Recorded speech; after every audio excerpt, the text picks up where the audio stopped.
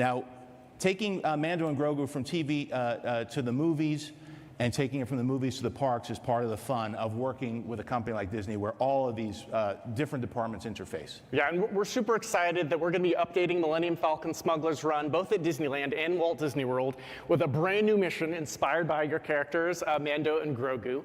And for any of you who haven't had the opportunity to ride this attraction, you get to step into the most iconic ship in the galaxy, go into that cockpit, strap in, and get to crew the ship on an amazing adventure. And we're really excited to now being able to tell a brand new story built around these characters. And it's going to debut at the same weekend that the film does, which is Memorial Day 2026. Yeah, and this really all goes back to what Alan and Josh were just talking about, the incredible collaboration between our teams.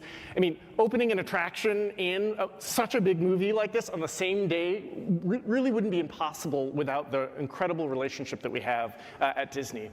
And, you know, Jon and Dave Filoni have shared their story of the film with us, and we've all worked together on a brand new mission for Smugglers Run that really sort of hooks into this narrative.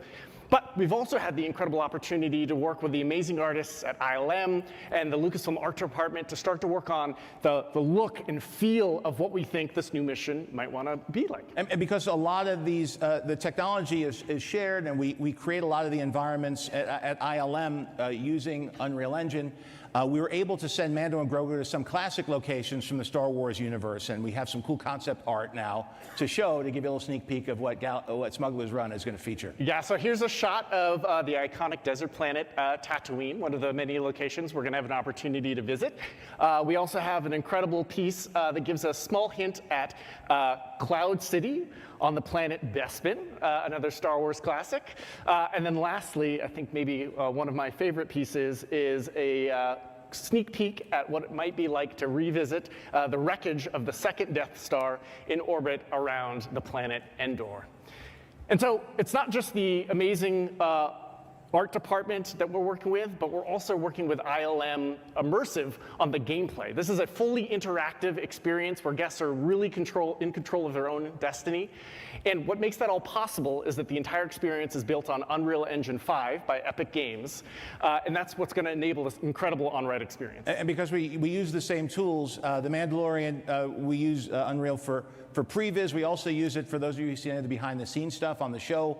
We actually have in-camera visual effects where we generate the backgrounds and tie it to the parallax of the camera and put it on the volume wall. And integrating all of what we've been working on with what Asa and the Imagineers are doing, we're going to bring all that together for Smugglers Run.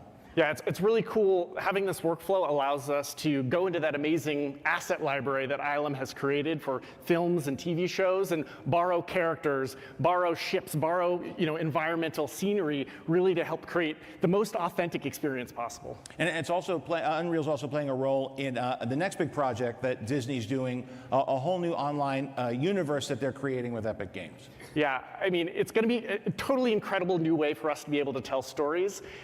So imagine, like, what if you could go to the park and have an experience in Smugglers Run, go on this amazing mission, but then have that affect or connect your gameplay at home?